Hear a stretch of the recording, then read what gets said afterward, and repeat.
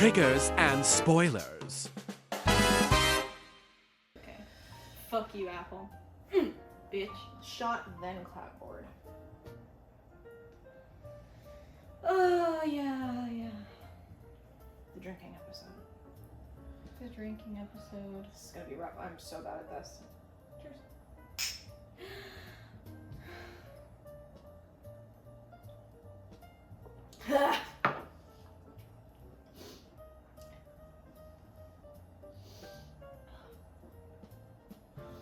It didn't help. It didn't help. I can breathe. Mistake. I regret that.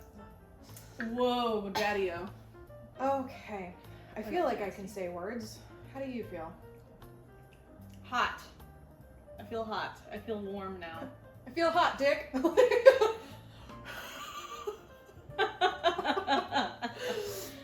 Back to you, Courtney. Yeah. Channel 9 Evening News. Oh my. Okay. That was a lot. That was gasoline. Are you sure that's not gasoline? I'm pretty sure. Oh, whoa. I don't know. I'm pretty sure. Why do people drink this shit? Dude, I don't know. It's always men with beards. Yeah, and they sip it. I don't get it. No. I should have fucking put Coca-Cola in that. Man, the whiskey snobs would be mad if I did that. That was like an $80 bottle. That was expensive. Tastes like $80. Yeah, if you fucking put it in a blender. Man, it's just, it hurts so bad, it's gotta be expensive, right? Seriously. Notice that our set has changed a little bit. Hold on. Welcome back to So I Saw a Movie. I'm Courtney. And I'm Jen. And we saw some movies. Well, we saw kind of the same different. movie, but different. Yeah. Merry Christmas. Or Happy Hanukkah. Or Happy Hanukkah. Do they overlap this year? I don't think so. Alright, well, I mean, Happy Holidays. Mm-hmm. And Kwanzaa and all those other all of niche your holidays. winter holiday times. Yes. I hope the gift giver was good to you, whoever they may be. I hope you weren't visited by three spirits by being a miserly old man. No, seriously, like the OG Scared Straight program. Like, honestly. Like, I was watching... Okay, so, what we're doing here is kind of the movie equivalent of Dueling Pianos. We both watched the same story in different movies. I watched The Muppet Christmas Carol. And I watched The Christmas Carol with Jim Carrey. I have to say that part because they're all The Christmas Carol, and unless you say, you know, the subtitle. Yeah, you get the fine print. Right, exactly. So this is probably my favorite Christmas movie. This is probably my favorite Christmas movie. Well, this is perfect. We're both going to be very enthused talking about the same story told two different ways. I feel like even though the source material is identical, we watched two very different films. As they should be. I mean, can you imagine? Just like the retelling over and over and over again, the same Like, freaking way. Right. It'd be terrible. I'm pretty sure Charles Dickens wrote this with the intention of it being retold by puppets. I'm pretty sure. I mean, I'm pretty sure that he must have had some kind of inclination that somebody was going to take that shit and make it creepy. Because, like, low-key, the original material is disturbing. It's a scary story. Yeah, it's supposed to, like you said, scare you straight. Yeah. You know, I mean, I know from my very awesome, reliable narrator that the book starts with "The Marleys were dead to begin with." Dun dun dun. So, you know, that screams holiday to me. What, death? Yes. Yeah. Death. Yeah, so, I mean, let's not get visited by spirits because we suck and we need to be scared straight. We do money guns, so I don't think we have anything to worry about. Like, every time it's like, treat yourself. Treat yourself. And others. And others. Treat yourselves and others. And really, that is the moral of the story, isn't it? It really is. So, you know, I have never seen your version. The only version of A Christmas Carol that I have ever seen is The Muppet Christmas Carol. So I don't know in like, you know, basically for mine, like the overall top down sequence of events is mean guy and his employee. Me, I'm an employee. And then, like, he's like, oh my god, I'm home eating dinner. And then it's like, we're your old business partners that were dead to begin with. Ah. And then he's like, whoa. And then there's like, hey, I'm a ghost to show you your past. And I'm a ghost to show you your present. And I'm a ghost to show you your future, bitch. And then he's like, I'm going to change my ways at the end. So is that like the same concept? A little bit, yeah. Okay. But instead of like that, they actually show you Marley dead in the coffin, and then they skip to 7 years later, where Scrooge is all like, bah humbug, Marley's been dead for 7 years, leave me alone. All types of stuff. Yeah, you get to see a dead guy in this movie, and not just one dead guy, you get to see a couple of dead guys. It's a wild thing. Like, actually, at one point, Scrooge's nephew comes in, and he's all like, I think so, and he's all like, Merry Christmas, Uncle, and his uncle's like, bah humbug, and then Fred says something about like, why shouldn't we be charitable to our brothers who are, what did he say, fellow travelers to the grave, and I was like, wow, what a way to put that. Oh my god, we're all just here waiting to die, why can't we be nice to each other? No, it's true, I mean, fuck. Yeah, like, it's a classic story, so it's not like we're reinventing the wheel by retelling this very poorly. Like, and we're drinking. And so we're don't drinking. Expect much. This is the drinking episode. Yeah. It's Christmas. And You drink on jammies. Christmas. Jammies, drinking, humbugs. I don't know what a humbug is, or if they bah, but you know, whatever. I didn't write the story.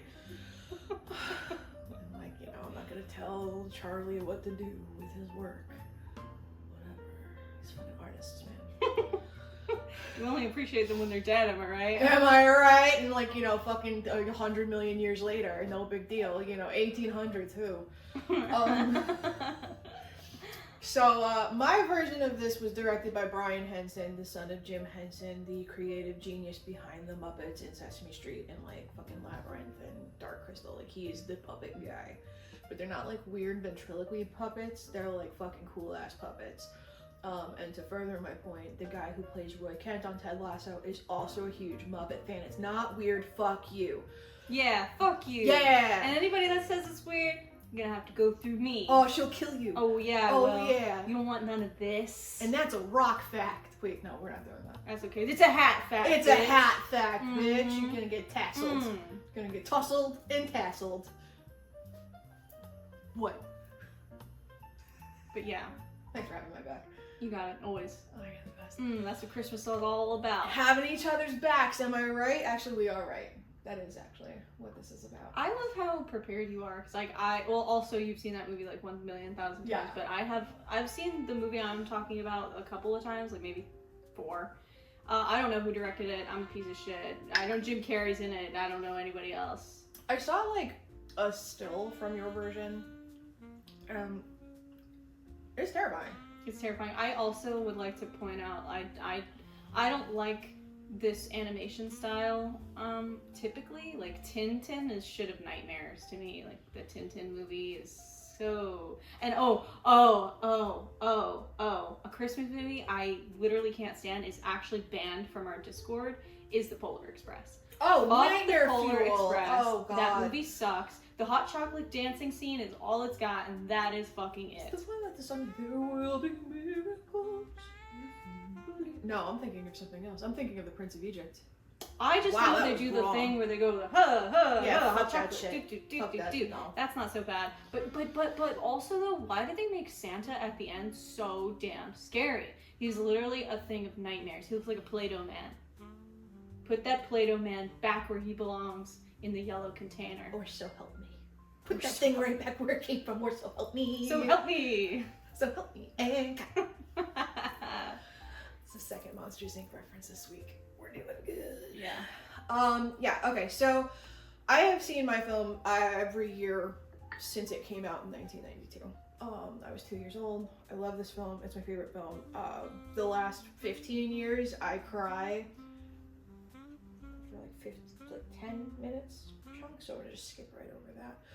But in mine, our narrator is Charles Dickens himself, played by the great Gonzo. He's the blue guy with the crooked nose. I love you. Thank you for doing that for me. And his companion is Rizzo the rat. So that's who he's telling the story to. They definitely break the fourth wall a bunch, which is so funny to me. It's always so clever when they do this stuff. But what I was going to say before I went, and let's go, is that you really need to see this movie because Gonzo and Rizzo, it's us. It's us. Wait, who's Rizzo and who's Gonzo? You know, I'm not sure. I'll be the determiner. You should be the judge of that for sure. I kind of want to be Gonzo because he's all grimy and he's all like, I'm a rat. That's Rizzo. Rizzo's the rat. Oh my god. Yeah. That's what I meant to say. No, it's cool. It's cool. It's just that I really like Muppets. So I kind of know who they are. I love it. My friend thinks it's weird, but I think that she should shut up about that. And when she says her friend, like, she doesn't mean me. She means like somebody else that I'm totally asking not for a jealous of. friend. Like, it's totally fine. Yeah, so Gonzo is Charles Dickens, and so we open up. There's a lot of musical numbers. Are there musical numbers in yours? Not like where everybody sings, but like big band music, yeah. Okay, yeah, no, there's 9, I think, musical numbers where everyone breaks out into song. Wow. One of them was pulled from the film after because the song was too depressing. So like they open up and they're all like, hey, we're cool, we're great. And like you have Muppets and humans interacting together. And if you've ever seen Sesame Street or the Muppets, you know that like Muppets are also consistent of like food products. So there's one part in the beginning, and I think it's so funny, and that's why I'm making a note of it, is there's a guy driving a vegetable truck, and it's like a pickup truck with an open back, and all of the vegetables are Muppets. And the vegetables are like, hey, there's a thief, hey, like, hey, I'm being stolen, help me. Like, and I just thought it was so fucking funny that like the fucking vegetables are like, no! It's like Veggie Tales. It's so fucking funny. So we got Gonzo and Rizzo. They're selling apples for like 15 a tuppence. I don't know what tuppence is. I didn't look that up. And he, like, you know, Gonzo's like, well, hello. And then he goes on to say like, I know this story better than anyone in, you know, or like, he's like, I'm Charles Dickens. And Rizzo's like, no, you're not. He's like, no, I am. And he's like, well, how are you, like, how, prove it? And he's like, well, I know the story like the back of my hand. And he's like, I don't think you do. And he's like, he hands over his hand and he's like, there's a mole on the middle knuckle. And he's like, that's your hand, the story. Like, so he starts telling the story, and it starts off with the Marleys were dead to begin with, and they're like, ooh, spooky. So they break the fourth wall a bunch, and then they introduce Scrooge. For anyone who has never heard this story somehow, Scrooge is not a cool dude. He is our main character. And he's also, for really a lot of it, like an antagonist. Like, he's awful. So much so that in this film, they then break into into song about how much this guy sucks. There's a whole fucking song. Like, there goes Mr. Humbug, there goes Mr. Butts. Like, it's like a whole thing. Like, could you imagine walking down the street to go to work and then, like, the whole town erupts into song about how much of a piece of shit you are? Like, I think I could embrace it. I can dig it. That's me. I suck. I like money. I like money. Your mortgage is due, and your mortgage is due. Like, everyone needs to pay their mortgage. It's like the anti-Oprah. Money spread. Like, right, exactly. He's got like his gold tooth, and like, so, you know, he goes to work, and he's got his employee Bob Cratchit, played by Kermit the Frog, and it's Christmas Eve, and we have some bros coming in from like the Order of Victoria charity, whatever, like, hey, you want to donate? And he's like, donate this! And he's like really mean and violent, and he says mean shit, and then like Fred comes by and he's like, but uncle, and he's like, ah, humbug. You're like, oh, you said the thing. Yeah, he does do that. And he says something to the effect, just because like this is how much of a piece of poop he is. A blue furry Charles Dickens is friends with a rat. Breaking the fourth wall. Where is it? Oh, if I could work my will its way, every idiot who goes about Merry Christmas from his lips would be cooked with his own turkey and buried with a stake of holly through his heart. You keep Christmas in your own way. Let me keep it in mine. Bro sucks. Yep, my guy said the same thing, except one thing I do want to add that they probably didn't put in the Muppets, or maybe they did, who knows, is that when the guys come by to ask Scrooge to donate in my movie, Scrooge says, "Are there no prisons? Are the workhouses closed?" Yeah, no prisons, no poorhouses. Well, they said workhouses, as in hoers. The hoers. Which I was like, ooh. Yeah, so he said something to that effect, and then, like, so these two people that are collecting are Bunsen and Beaker, if you know the Muppets. Oh! Yeah. Yeah, so I know a couple of these. I'm and then, so like, happy. So Bunsen is like, some of them would rather die than go to do that. And then he's like, well, you better get on with it and decrease the surplus population. He says the same thing. So I feel like if it's both ours, it's important. And it comes back up later, because it's important. They use his own words against him. They sure do. And he's like, well, I'm gonna just eat those because I'm trying to be a changed man. Well, more like he got the poopy scared out of him. He sure and did. now he's like, well, I guess I gotta change. On the like, bright side, he's an old guy, so he might have been wearing Depends. but like old timey Depends. Old timey, it was probably cloth. like cotton and down. He pooped all over his feathers. They fucking down pooping out of his fucking pants. So Bob Cratchit, played by Kermit the Frog, asks like, hey guys, hey Mr. Man, it's kind of chilly, can we get coal? And he's like, no, I could fire you. And they're like, oh my god, it's really actually hot in here. And they're like, this is my island in the sun. Like, and it's fucking funny as shit. And then he was like, well, we're doing the work, someone comes in and his mortgage is late, and he's like, you can't bleed blood from a stone, and he literally picks him up and throws him out because he's a Muppet, because you could throw those. He's like, Cratchit, get all of these foreclosure documents ready, we're going to be delivering them tomorrow. And he's like, sir, tomorrow's Christmas. And he's like, well, fucking gift wrap them. Like, he gives zero fucks. He's like, everyone is with their families and buying gifts and spending their mortgage money on frivolity. Like, you guys don't have your fucking shit straight. This is the harvest time for moneylenders. This should be the month of foreclosure, the month of forbearance, or fucking whatever. And then Cratchit's basically like, bro, we can't be open on Christmas. There's nobody to do business with. And he's like, damn it, you're right. He's like, fine, take the day. And they're all like, oh my god, thank you. You're so wonderful and benevolent and great. So he gives them the day off very reluctantly, and then he skedaddles on home, leaving them to clean up the office. We're tracking? We're kind of tracking.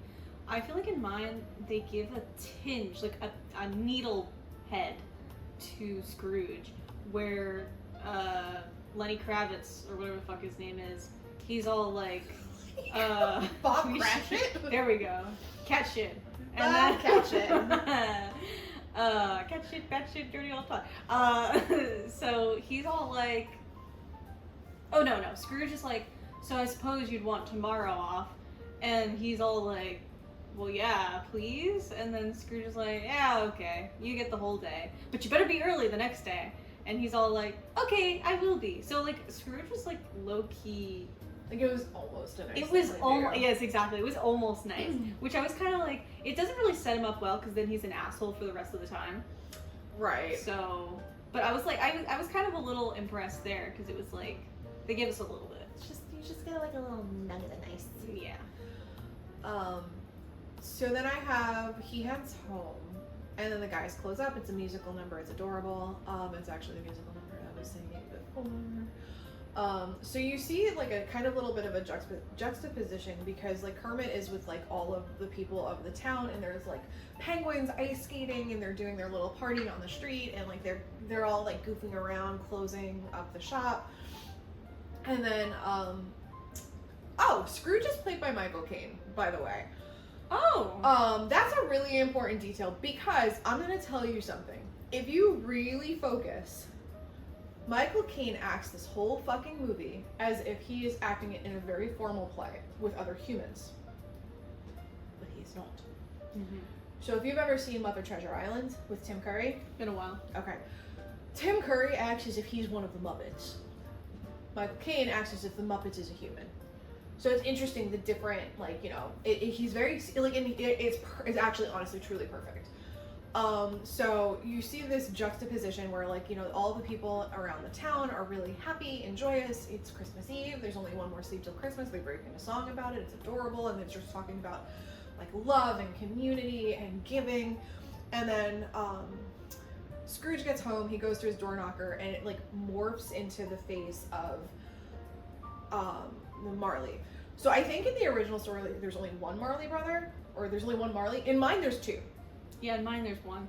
Yeah, so for mine there's two. It's Statler and Waldorf. Those are the two guys on the balcony that heckle everybody. I love them. So one of them turns into the door knocker and like just moans in despair, and he's like, whoa, whoa, whoa, what the fuck? And he falls backwards, and then he's like, whoa. And then after that, he goes in, and he normally doesn't light his lamps in his home because money, but now he's like, what the fuck was that? So he lights all the lamps, and he gets himself situated, and then he sits down in front of his fire, and he has this stupid bread and stupid cheese. And, you know, he sits down to eat dinner, and his doorbell rings. It's ding, ding, ding, and then it starts going like fucking whack. Like it's like flying off the fucking wall. And, you know, we get this mist coming in. And for me, it's another musical number of the Marley Brothers, basically outlining, like, in life we were shitheads, and now we're burdened with these chains, endless despair, suffering. This will be your fate also if you don't do something about it. So you got a whole thing, and, you know, you will be visited by three spirits. The first one will come when the bell tolls 1. Tracking? Pretty much. So in mine, Scrooge doesn't eat. He's like a very skinny old man, like decrepit and emaciated. So it almost makes you wonder, like, is he so miserly that he also skips meals? He's like that cheap. He's so cheap. But I didn't notice the lamp thing, although you're right. He doesn't have any lamps in his house on except for one, although it was also, you know, nighttime and he was dressed like this.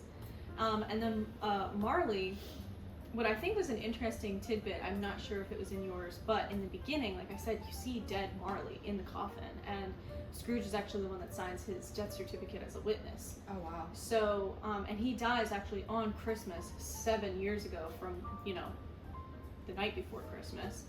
So, but anyway,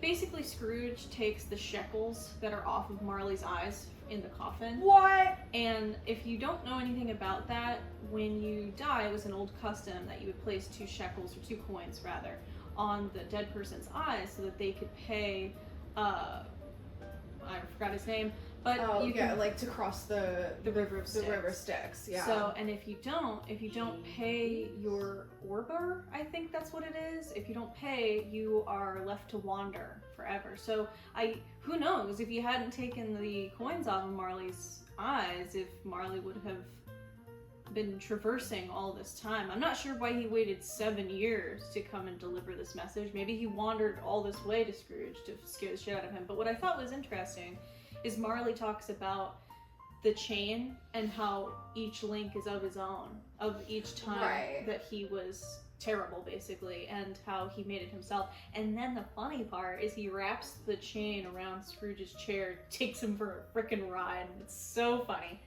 Like, it's not supposed to be funny, but it is funny, because, like, Scrooge is like this old man, he's screaming for dear life, as Marley just basically fucking with him. Yeah. So. Yeah, it's similar. They wrap him with the chains as they're, like, you know, doing the Scared Straight program. It's step 1 of Scared Straight. Haunt the living. You know, they've gotten a lot higher budget these days. They don't employ ghosts anymore. They actually have to, like, pay people to do it now. Usually they're, like, police officers and stuff. It's gotten out of control, if you ask me, honestly. Like, this whole program, you know, we used to be putting ghosts to work. That was nice free labor, but, you know, whatever. Yeah. Capitalism, am I right? Yeah, the ghost economy has really gone down these days. It sure has. They can't pay their ghost rent. I wouldn't want to stay on this earth if I had to. If I didn't have to, rather. Right, seriously, be like, you know, hey, some guys be like, hey, I got this asshole, I need you to scare him straight. Be like, you know what? It's not my responsibility. Yeah, no. Nobody did that for me. True. Yeah. Nobody did that for me. And I'm like this for the rest of eternity, so. Right, so, I mean, at least I get another friend, am I right? So, expect the first ghost when the bell tolls 3. And then through this, tolls 1, sorry. 1. Through this, I have Gonzo and Rizzo, they're riffing and stuff, and I thought it was funny because every time Gonzo would say something, it would happen, like, immediately after.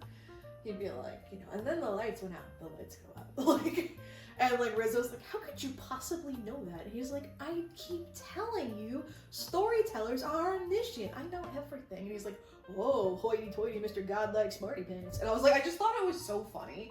Like, because they keep doing shit like that, where, like, Gonzo says something and then it happens, or he interferes and he, like, corrects somebody, because that happens during the Ghost of Christmas Past, which is what we're coming to now, is the first ghost, is the Ghost of Christmas Past, which in this is a terrifying child floating Muppet thing. This thing is so scary. It's this creepy little, like, white light, like, it's got, like, flappy cloth, and it's got, like, red hair, bright blue eyes, and it's got this teeny tiny head and a little child's voice. Nightmare fuel. But this ghost brings him back to his past, which I also thought was funny that Gonzo, he's sitting outside of the window. So this all happens in Scrooge's home, and Gonzo's sitting on a tree branch outside of his window. So when the window opens up and they're about to, like, you know, touch my hand and we'll fly there or whatever, they Peter Pan this shit. Gonzo's out there with a fucking grappling hook. And Rizzo's like, what are we doing? He's like, just hold on. And he grappling hooks his fucking foot, and they're like, here we go, to travel with them to the past by flight. So, like, we get that stuff through the movie, and it's just my favorite thing. It's so goddamn silly. So they travel to his past, and he's like, oh my god, this was my school, that's my best friend, blah, blah, blah. Oh, and this is me as I was just a boy, that's my mentor. The mentor, or, like, the teacher, is Sam the Eagle. He's the blue guy with the unibrow, very serious. And, you know, they see through the years that Scrooge is really lonely. You know, he skips out on Christmas because there was work to be done. And, you know, his mentor is like, you put in a lot of work, you know, you've learned a lot about, and he goes like this, you've learned a lot about business. Like, business. And then he's like, and I think you're gonna do really well in business, because it's the American way. And then Gonzo's like, you're like, it's the British way, because the story's set in London. So, like, you know, it's just so silly. And, you know, then after that, he goes to, they call it Fozziwigs. And Fozzie is his old employer, and that's where he meets his girly Belle. And even then at this party, he's like, dude, this costs so much fucking money. What are you doing? And, like, Fozzie's like, dude, you need to chill out. Like, this is the season of, like, fucking charity. And, you know, well, what, just relax, stop fucking working. By the way, this chick, that's Belle, you're gonna fall in love. So they fall in love, and then the Ghost of Christmas Past is like, you had another Christmas with her. And he's like, don't show me that one. No, maybe don't show me that one. Don't show me that one, don't show me that one. She does. Because really, that's part of the program. So this Christmas is the one where they were discussing getting married because they were engaged, and Scrooge had kept putting it off because business is poor. And she's like, bro, this is not gonna work. And he's like, but I love you. And she's like, you know, he's like, but I love you. And she's like, yeah, you might have at one point, but I don't think you do. And she goes into song about how it's not working and they're gonna break up. This is the scene that's cut from the movie. Oh. Basically, her very gently singing a song about how they're parting ways, how this is not going to work. So, you know, old man Scrooge is watching this replay in his past, and he's like, do you delight in torturing me? And then, like, the Ghost of Christmas Past is basically like, I didn't do these actions. Mm-hmm. You did. I'm just showing them to you. Like, you gotta live with what you did, my guy. Period. So that was pretty much my whole shtick with the Ghost of Christmas Past. Mine was very similar, except my Ghost of Christmas Past was a man in a very small body, and he's got a fire head, but he's like a warm, white fire. And he does this thing that I just thought was so fucking silly, because of course, this movie's like creepy as shit. But he does this thing where he goes with his flame. Yeah, because his flame is all flickering out and stuff. It was so silly. And he's looking Scrooge in the eyes as he's like I need Getting you to jiggy with it. conduct all Getting jiggy with it. conversations with me like so that. fucking like, awesome. Did you know that the other day? Yeah. But yeah, so and then Scrooge's like, you want to put your hat on? Because he has like a. You want a to take cap. care of that? Yeah, Or he's got a cap thing, like, you know, like a candle putter-outer like a little snuffer. little snuffer, yeah. Yeah. That's fucking awesome. He's like, you want to put your cap on? And it kind of offends the guy. And then Scrooge is like, okay, my bad. Sorry, bro. I'm sorry. You wear your hair your way. So true. So, but he does the same thing. He shows him fairy wigs or fuzzy wigs stuff, and his boss is like awesome and amazing. And Scrooge at this point is like happy to be there. But prior to showing him the workhouse that he used to apprentice in, he shows him the boarding school that he used to go to. So, and I guess you get to see Scrooge's little sister, who tells him that she had asked her father if Scrooge could come home for Christmas, and his father said yes. So she was coming to tell him the good news and bring him home. And it looked like Scrooge like really loved his sister. Mm-hmm. And that's actually his sisters who bore his nephew. Okay. So, and apparently, you know, obviously his sister died after some time. Okay, that's sad. It's sad. So it made him like very sad because it looked like he really loved his sister. So, and then it brings you into the workhouse and meeting the girl, and then, you know. So you get a little bit more of why he's hardened. Exactly. But it's like. I mean, that's not good enough. It's not a great excuse. And then yeah. she also says something that I thought was very poignant. She said something like, it seems as if an idol has replaced me. They use very proper English, and I just thought that was beautiful. And then he had said something to her along the lines of, when she said, I release you, Scrooge, he grabbed her by the hand as she was leaving and was like, I never asked to be released. And she said, not in word, but in heart, in spirit. And I was like, wow. And so she leaves him. And again, just like you said, you know, he tells the Christmas past ghost that like, dude, you're fucking me up, man. And he's all like, I didn't do any of this stuff. Yeah, you did this. Yeah. And then as he tells him that, the face of the Christmas past switches to his boss, his brother, or not his brother, his sister, all these faces, and it's going over and over and over again, and you can see it in Scrooge's eyes that he's like really losing it, as he's seeing the ghost switch faces. It was really that's scary. terrifying. Another thing is too, sorry to go back, but when he was talking to Marley, Courtney brought up a interesting point about how Scrooge was like, well, Marley, like, why are you so upset? You used to be so good in business. And Marley's like, business? Business? Humankind was my business. Charity was my business. You know, feeding the poor was my business. Humanity was my business. Not business. And I thought, wow, that really is. As humankind, I mean, your business is other humans. Yeah. So I was like, damn. They really put a lot of gems in here with this old ye English. This guy Charles Dickens is like kind of man. really good at what he does. I don't fucking know. Charlie boy. Charlie boy. So that's pretty much it for the Christmas past guy. Yeah. So he's returned to his bed, and then he like blinks, and then it's like, well, it's time for the next one. This one, in mine, he is so fun. He's like this big, like, Saint Nick before he got old kind of guy. Like, he's this big Scottish. He starts off massive, like, doesn't fit within the room. He's, like, crouched over, and then he, like, shrinks himself. But he's like, come in and know me better, man. So he comes in and he shrinks, and because he's the ghost of Christmas present, he is very absent-minded. He forgets what he says. And he's like, did I mention that I am the spirit of Christmas present? And like Scrooge is like, yeah, are you a little absent-minded spirit? And he's like, no, I'm a big absent-minded spirit. Like, come in and know me better, man. And he's like, yeah, you said that 4 times, guy.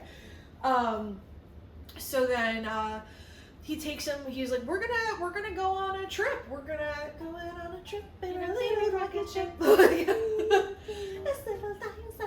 He's like, we're gonna see how everyone's celebrating Christmas morning. You dig? And he's like, yeah, I totally dig, because that last bitch, not cool.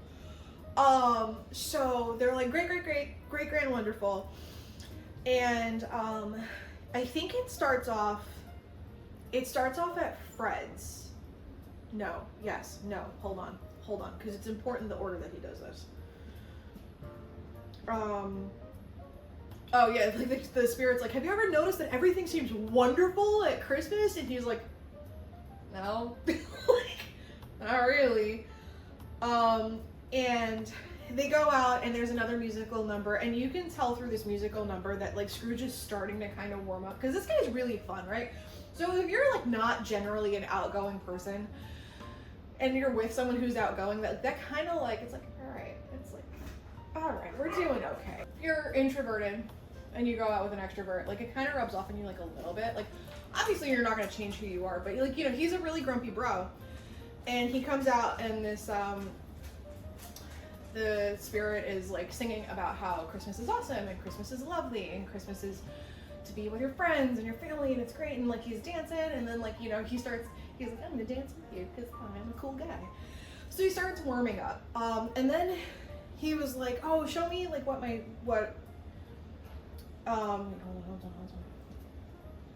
Yeah, he goes through the musical number, and Scrooge starts warming up, and then he goes, I wish to see friends, kin, show me family.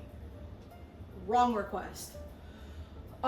So they go to his nephew's house. This is his only living relative. They go to his nephew's house, which he was invited to this shindig, and he said no. Actually, he said, bah, humbug. And he's like, why did you get married? He's like, well, because I fell in love. He's like, well, that's just as silly as wishing someone a Merry Christmas. I was like, man, nobody can have anything, huh? So they are seeing Fred with his wife, and they're having company over, and they want to play a game. I think it's called Yes or No. And he was like, oh my god, people play games? I love games. And like the Ghost of Christmas Present is like, bruh. Like, This guy likes games. bruh, if you liked anything, we wouldn't be here right now. Like, have a little self-awareness. Nah. That's what he needs the spirits for. That's right. This is why we're in the Spirit Straight program. Yep. So they play Yes or No, and Fred is picking the subject. And basically they're like, is it something pleasant? They're like, no. They're like, is it an unwanted creature? Most of the time. Is it a rat? No. Is it a cockroach? No. His wife gets it. I know who it is. It's Ebenezer Scrooge. And he's like, yeah, it is. So he witnesses his family straight up making fun of him behind his back. Which sucks. It's fair though. I mean, It is. I mean, like, you reap what you sow. Yeah. Like, but also, it can't feel nice. Like, it can't feel nice. So then he gets all upset about it. It's all indignant. Like, and he's like, show me something else. Show me something warmer. We're about to enter the realm of shit I can't talk about. So they go to Bob Cratchit's house, right? Bobby Boy. Played by Kermit the Frog. His wife Emily is obviously Miss Piggy, and he's got 2 twin daughters, Bettina and Belinda, and then 2 sons, Paul and Tim. Tiny Tim. We all know who Tiny Tim is. That's exactly right. 2 sopranos over here. We can do it. Tiptoe through the window with me. I have a wall of ukuleles. We can really just fuck this up. And that's a rock fact. Okay, that's too scary for me. They put that song in one of the Insidious movies, so it's no. Oh, it's a no for me, dog. It's a different horror movie. Yes. It's not Scared Straight. Wait, is that the one where they like put heart monitors on people to determine which one was that? Sinister? I don't know. That doesn't sound familiar to me. Whatever. We're not doing horror today. Sorry. It's like the one time. Yeah, that's true. Like, that's true. So he goes to Bob Cratchit's house. They're cooking goose. Rizzo and Gonzo are chimney sweeping to just to tell the story. And Rizzo falls down the chimney, lands on the goose, burns his feet. Aw. And Gonzo finally meets up with him. He scooches in the door. And Rizzo's like, I landed on a flaming hot goose. And Gonzo is attracted to poultry. I mean, like, preferably, like, with feathers on it and, like, still alive. It's a weird thing, but like, he's like, I landed on a flaming hot goose. No shame. And Gonzo's like, man, you have all the fun. No shame It's in so Gonzo's game, fucking bro. funny. Bro likes the birds. He's really into the He does. chicks. He loves chickens and like and geese. And I was gonna say gooses because that's I make English work good. Look at all those chickens. Yeah, he would be so happy. Like, are you kidding me? So they're preparing food, and Bob comes in with Tiny Tim. Tiny Tim is sick. He's on crutches. It's some sort of respiratory thing that he keeps coughing. I don't know. Bro's fucking annoying. No, I'm just kidding. He's a sweet little baby boy. He's a sweet little angel. I am just being defensive because this part makes me emotional. Okay, this is just a defense mechanism. Put the ism in defense mechanism. Have you ever seen Not Another Teen Movie? No. Bruh. Well, I've seen Another Teen Movie, That's but I don't what that's remember about. that Yeah, part. she's like talking. She's like, you put the ew in jujitsu. You put the ism, and this is all just a defense mechanism. It's so funny. So Tiny Tim is sick, but they come in. They were at church, celebrating the Lord, and we have a rogue dog. It's fine. Everything's fine. So he was saying that. I'm sorry, I got distracted by the dog. Bob was saying that, Tiny Tim loves having people see him there because it reminds people of who made the blind men see and the lame men walk, because it's like, it's a Christmas Carol. Tiny Tim's like, yeah, God bless us, everyone. And then they break into a song about family and your paths, and I can't keep talking about this. Take it away, Jen. Okay, so Christmas present, we've established that Scrooge has daddy issues, so I don't necessarily feel like in my version that he is vibing with Christmas present just simply because he's a chill dude. I think so it's more because he has this very fatherly-like figure that he's all like timid next to, and there's also like the part where, since like Cordy said, he starts very large, he lowers down his robe robe belt, and he lowers it down to Scrooge, and Scrooge holds on to that. That's when he opens up the floor of the very nice room that they're in. When you look down into the floor, you can actually see Cratchit and his family at the dinner table. It's actually Cratchit who he sees first in my version, and they're all sitting, they're waiting for the goose, and Cratchit is waiting on his daughter Martha to come, because it sounds like Martha lives farther away, or maybe is married or whatever. And Cratchit's wife tells him that Martha won't be joining us for Christmas, and Cratchit's like, oh man, on Christmas? Like, I just wanted to see my daughter. And then she pops out from behind the curtains and is like, I'm here! She was like, of course I'd never miss Christmas.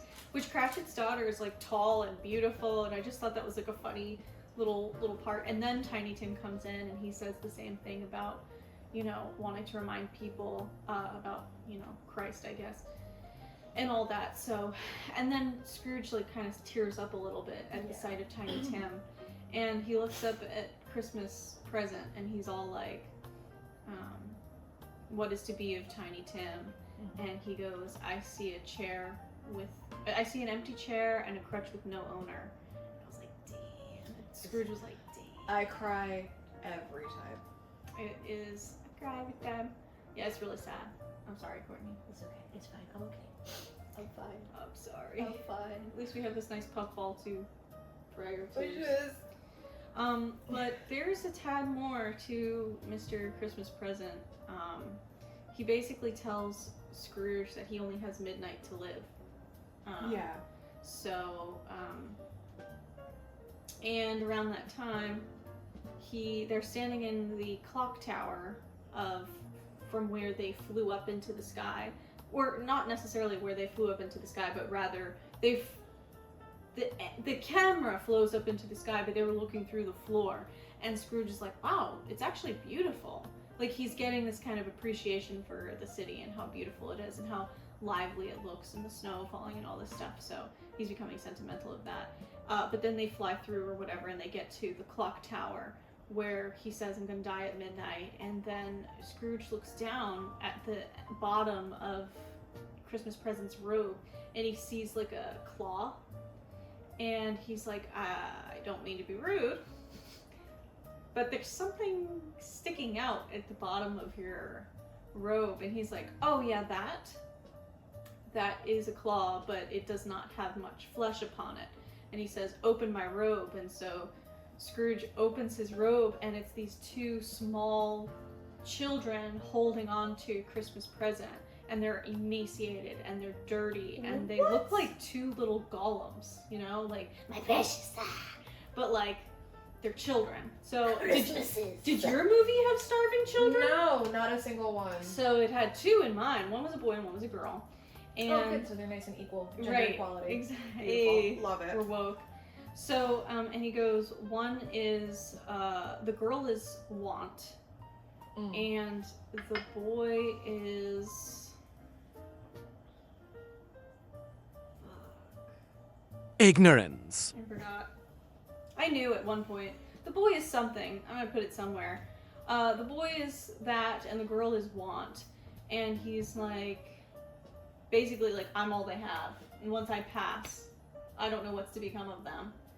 And then, of course, once he literally dies right in front of Scrooge, like he literally passes away, he turns into a skeleton, and then his body just like disintegrates. The boy and the girl grow up in front of his eyes, and the boy has a switchblade. He goes, are there no prisons? And the girl goes, are there no workhouses open? Oh. And she's all like touching him, and he's all like, oh. And then he like passes out or whatever, and then yeah. So that it was like similar. So, Scrooge does ask about Tiny Tim, and he says the same thing. There's an empty seat by the fire and a crutch without an owner. And then he's like, well, if he's gonna die, he'd better do it. Decrease the surplus population. And like Scrooge is like, damn, I did say that, huh? Do we need water to wash that down? Like, I really have to eat those words. And then like, yeah, so My Ghost of Christmas Present takes him to like a cemetery area, and they're just like chilling in the cemetery because they're like hood rat kids. And at the beginning of Christmas Present, he was saying like, you know, no, I'm just chill like the 1800 of my brothers and sisters before me. So he kind of like nods to only having these 24 hours. So while he wasn't like, I will die at midnight, like he kind of says like, yeah, like we've been doing this every year for fucking ever. So we're in the cemetery, and you know, he's like, yeah, no, man, the present is my realm. And like, he starts like going gray, and then he goes white, and then he starts fading away. And he's like, Christmas future awaits, go forth and know him better. So then we're in the cemetery, because he didn't get returned to his home this time. So we're in the cemetery, and we get the Ghost of Christmas Future, or Christmas Yet to Come. This one is a Muppet that I fully, wholeheartedly, entirely believe that J.K. Rowling used to model Dementors. One that isn't. The beast is loose. Ma'am? Shay, This is a Wendy's. put the bark in the bag. It says a good job. Sit. Come on, show the internet that you're good at this. Sit. Good job. You do? Oh, very good. Okay, and what did you think about Muppet Christmas Carol? Take your time. You do see it every year. You sure do. Right. Yeah, I like that part too. So we got a Dementor. So basically he's this huge, shrouded in black. You can't see his face. The hood goes all the way up. He's got these massive hands, bony hands, spiny hands. And we're in the cemetery, and he's like, all right, let's go. He doesn't say a single word. There is zero dialogue from this guy. And they take him onto the streets of London, where people are like, man, that funeral took forever. I'm gonna go get lunch. Like, man, I was waiting for it to end. Oh, I'm hungry. Fuck this guy. Fuck all this shit. And then they walk in off to a side alley, and people are like pawning like clothes and curtains and like a bed set. The bed set's still warm. Like, oh god, you don't get extra money for the warmth. Like, you know, like that's how on top of this shit they were, that they fucking raided the dead guy's house trying to sell his shit. And they're like, you know, fuck this guy, like, you know, whatever. He wasn't loving. Why should we feel bad? You know, at least we can get something out of him in death, like, sort of deal. And so he's like, he turns to the spirit and he's like, all right, I get it. This guy's fate might be my own. I'm gonna change, all right? Like, I'm gonna change. Can you show me something with, like, family or something? And then they bring him over to Bob Cratchit's house, and he's like, oh, that's Bob's house. And the guy points to the door, and he's like, you want me to go in? Why is it quiet? No, why is it quiet, bro? Like, and he's like putting together what he's about to walk into, and he walks in to the family mourning, and Bob is out, and his son is like, yeah, he's been walking a little slower the past 2 days. And Bob comes in, and it was because he was checking out the churchyard because Tim passed away. He didn't make it. He checked out this plot. It's a beautiful plot on the top of the hill where he can watch the ducks on the river. He loved watching the ducks on the river. So he's seeing this family in grief. And it's really like, it's actually killing him. Like, it is so painful for him to see this. You know, Bob is saying, like, you know, life is made up of meetings and partings. That is the way of it. I'm sure we will never forget Tiny Tim and the first parting among us. Then the spirit takes him back to the cemetery and points to a headstone. And he's like, whose name's on that headstone? And he points to the headstone. He's like, you could just tell me. And he points to the headstone. He's like, damn it! So he takes the snow off the headstone, and it's his own name. And he's like, scared straight success. I will do better. I will keep Christmas in my heart. I will remember the past, the present, the future. I will keep, like, can you please tell me that I can change this fate? Can you please tell me that I am not going to, can I sponge out this name on the stone? And then he is returned in a FedEx box to his home. This is not the FedEx box that did not get delivered in Castaway. He was delivered. Go. Okay, so Scrooge passes out in the clock tower because he's traumatized that these two children just, like, fed him his own words. And, but then, like, I guess when he comes to his shadow from the backlit portion of the clock tower, transforms into this very large, hooded figure. And I don't know if you're familiar with, like, Monty Python, but there's a skit there, and it's about these people who are having a dinner party and they die, and the Grim Reaper comes to collect them, and he goes, it was the salmon moose. And it reminds me of that scene, because that's exactly what this guy looked like. So I like how we both had some kind of connection to what this character was. So, but yeah, like I said, he's the strong, silent type. He doesn't really talk very much. But Daddy, I love him. My favorite. He's kind of like my favorite. Oh my God. He's tall, doesn't say anything, and, you know, kind of treats me a little bit like Tim. You know, I like it. So, Please anyway, tell me I'm big enough. Yeah. Please tell me I can change my feet. Okay. So he's like crying at this area.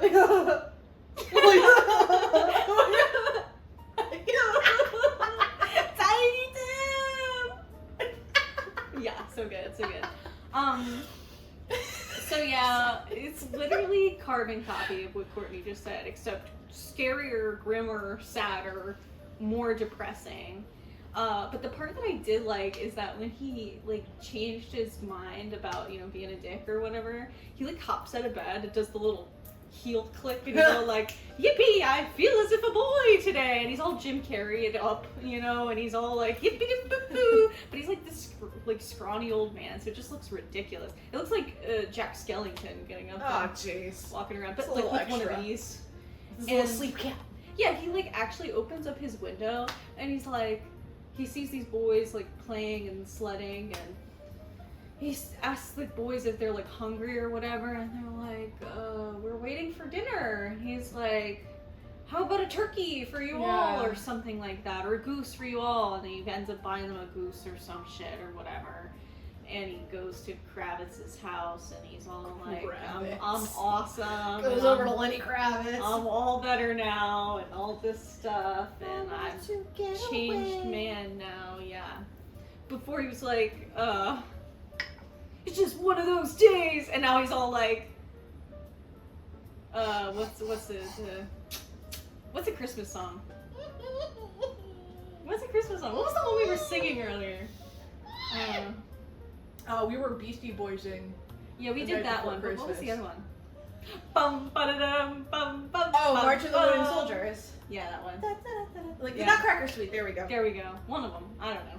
But he's all like happy now, and he's doing the jig and the jive, and he's kissing everybody on the mouth or whatever. He's kissing everybody on the mouth. That's how the plague was really spread. Get over here! That and Merry Rizzo. Christmas! Yeah. Fuck yeah. But what I wanted to do a small touch on is that I really, really like about the Christmas Carol, about how like they do this thing where like Scrooge has just his nephew, basically. Like that's his family. The only other family he has is cat shit in his family in Tiny Town. I can't remember. Today. Bob What? Cratchit. Cratchit. He's got Cratchit in his family. He's low-key kind of like his family. Yeah, And and, there's- that's his employee. Exactly, because like your employer and your employees are low-key your family. Like you spend just as much time with them as you do with your actual family. So when Christmas time rolls around, and then like that's the fucked up thing, because Scrooge had a good boss. They literally show how he had a good boss who cared about family, cared about everybody. Like, being having a good decent time. human was pretty much modeled for him, and he was just like, Nah, whatever. money's great. I have my friends money number one. I don't know how British money works. I have the pound and the tuppence and the shilling. I don't know how British money works. And the shekels. And the shekels, you know, I got those right off their eyes. I'll take I got that. icicles. Yeah. Yeah, it's similar ending. You know, he wakes up and he's like, boy golly! Like, and he's so excited. He's like, I feel like a young boy. Like, you know, this is great. This is wonderful. And he opens up his window, and then, like, there was actually one character, Bean Bunny. He's this little baby bunny. In the beginning, he, like, spiked the Christmas wreath at him. Like, he, like, because, like, in the beginning, he's, like, singing a Christmas carol. He's like,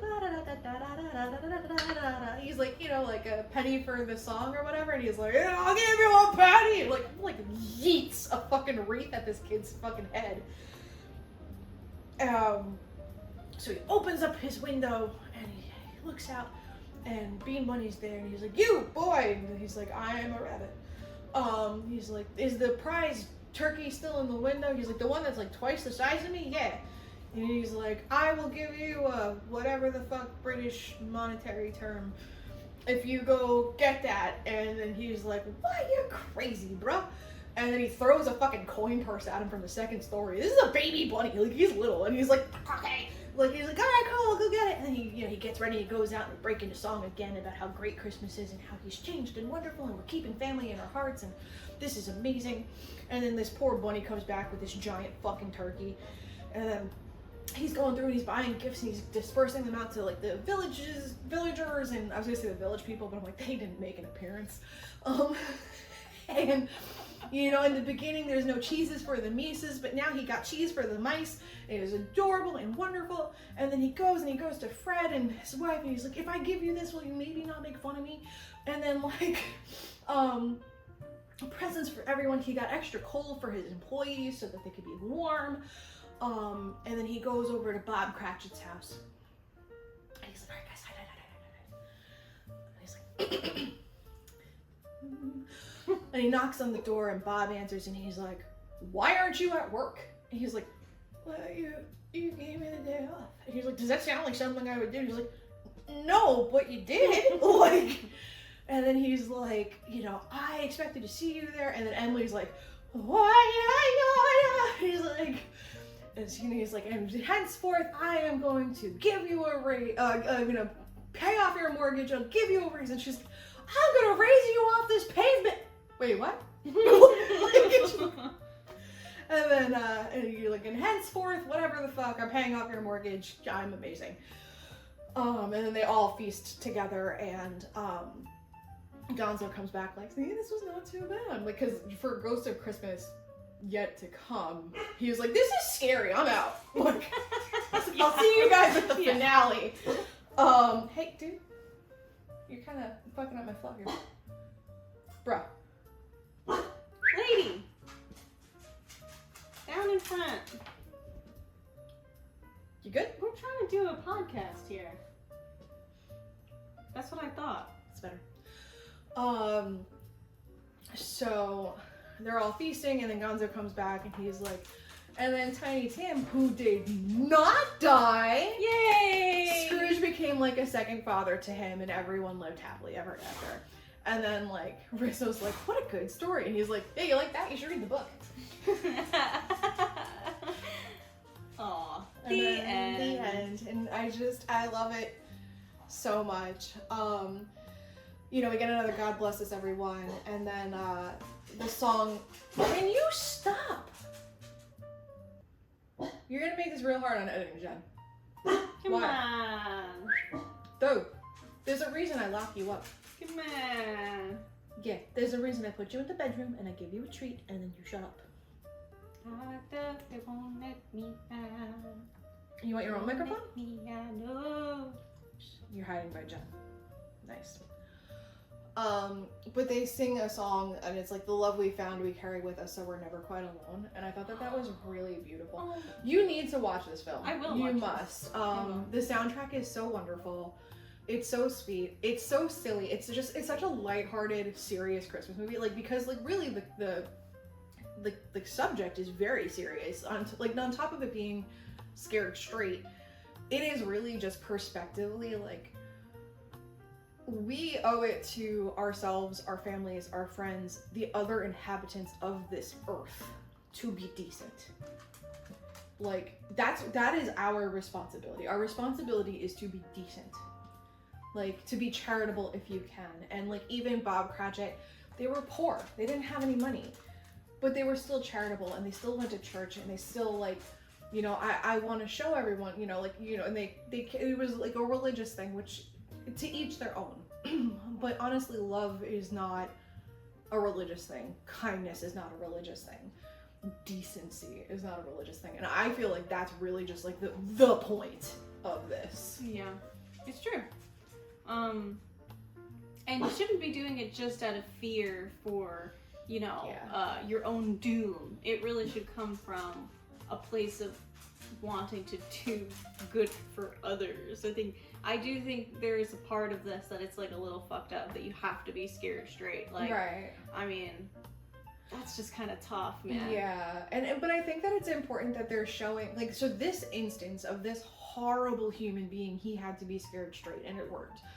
But he's being shown throughout the film, or throughout the story, rather, because this really isn't just a film. This is a story. This is a book. This is, you know, a fucking classic. He's being shown all of these people who are kind for the sake of kindness. Right. And, like, basically be like, these guys don't got no chains. True. You're gonna have to get a spot welder and open those fuckers up. Like, you're gonna have to open up those chains. You have one, it's already getting forged. You better make sure that you don't lock that lock. Because he was an extra special case of shithead. And we will never break the chains.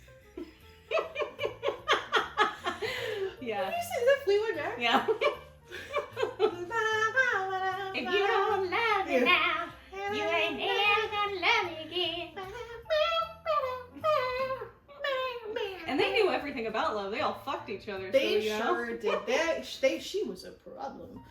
But honestly, yeah, we only really have a finite amount of Christmases.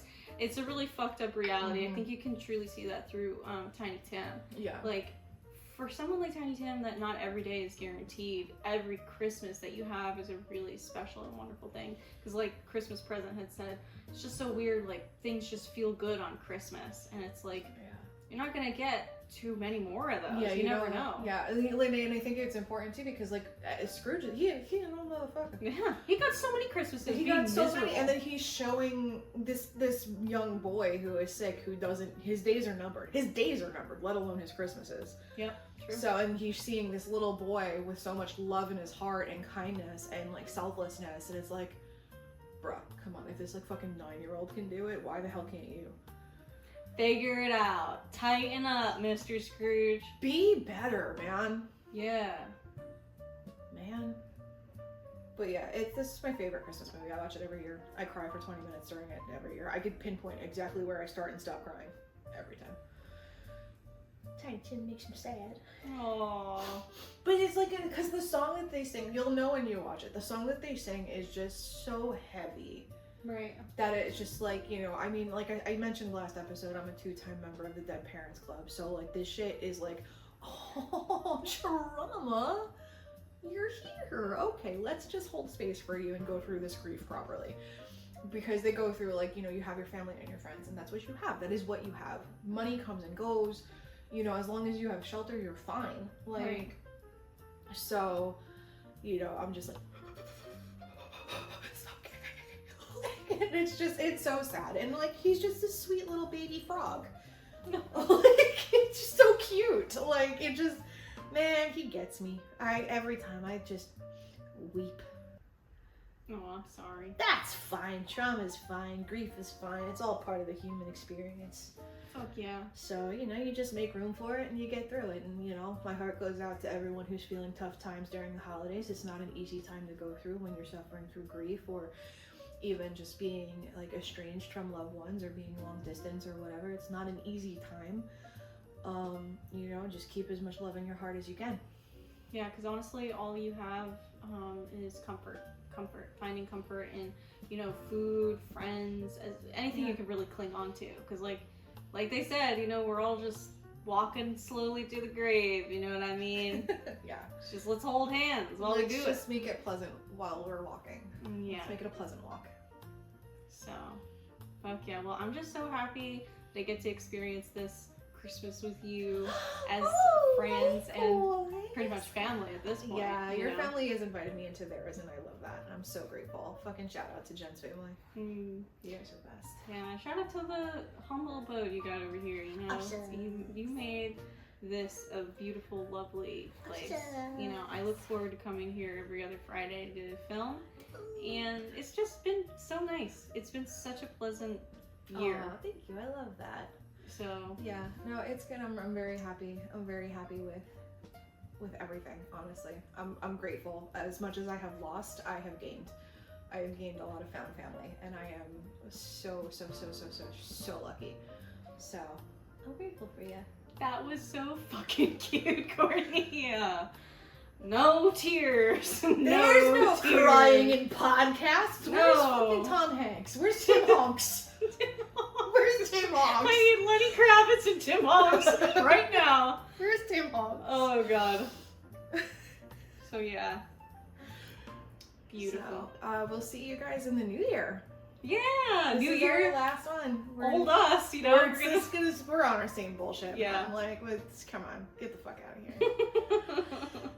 We're gonna just keep doing us, but you know, with different hats. Yep. So you know, be generous and stay frosty, folks. Be better. No, don't be better. You might be perfect. You're probably perfect. You're wonderful. I love you. You watch us, so you gotta be pretty cool. You got good taste. That's Yeah. one thing. For real. So we're gonna continue drinking, and you know, in the real world present day, we're probably gonna stream some video games. So this is from past us to future us. I lost the message. I lost the plot. I got nothing. I'm like 2 coquitos and a shot of gasoline in. Yeah. Never again. That hurt. It really hurt. It really That hurt. hurt. Never It's- again. It's really good that we did our Beastie Boys rap before that. It would have been like Christmas. Stirring. Mouse. It's like the fucking mole in Austin Powers, like mo. It's got a stick.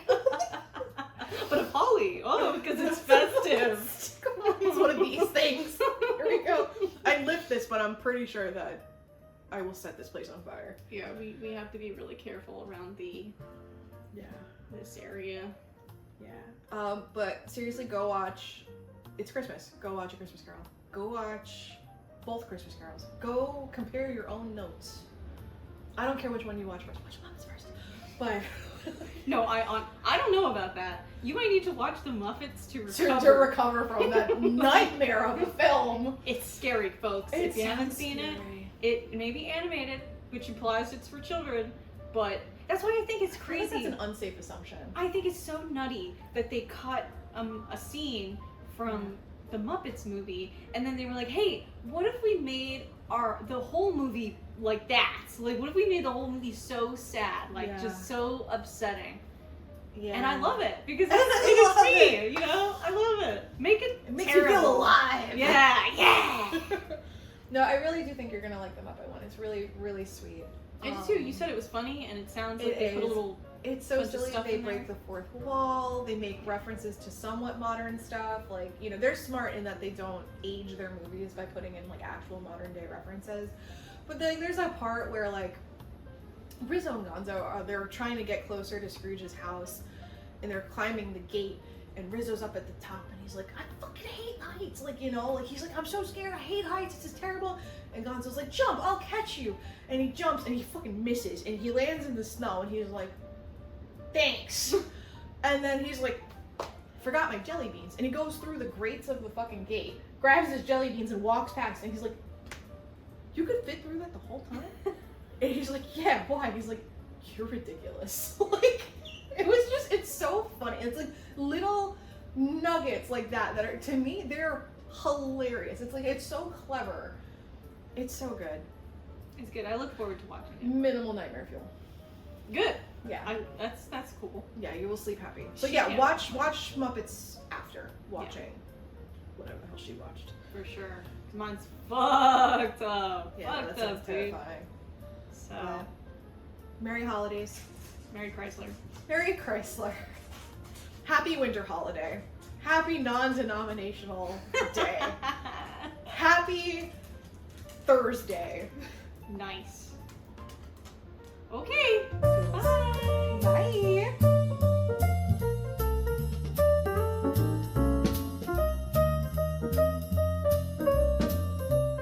Okay. Just because I'm kind of cut, probably the last one. Thanks, Katie, for the coquito recipe. Thank you, Katie. It's delicious. Mm-hmm. Oh, shit's good. Nice. Oh, we have an escapee.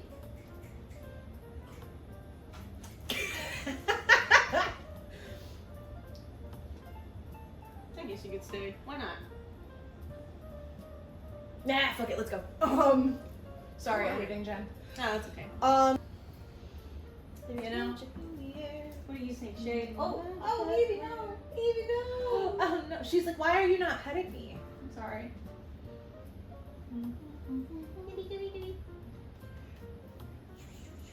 Aw. Yeah, like there's like part of the song that's so cute. It's like the world has got a smile today, the world has got a glow. There's no such thing as strangers when a stranger says hello. And everyone is family, we're having so much fun. After all, there's only one more sleep till Christmas. It's so sweet. I cry again. No cry. No cry. My hot take on this is the best Christmas movie ever created. It very well may be. It is, it's so good. I'll have to see it. You sure will. It's so wonderful. I look forward to it, honestly. It sounds like a hoot. It's a hoot and a half, actually. Hooty, hooty, hooty. Hooty, hoot. I'm scared. I don't want to forget that on Bobies. Living in the sunlight, loving in the moonlight, having a wonderful time. La la la la la.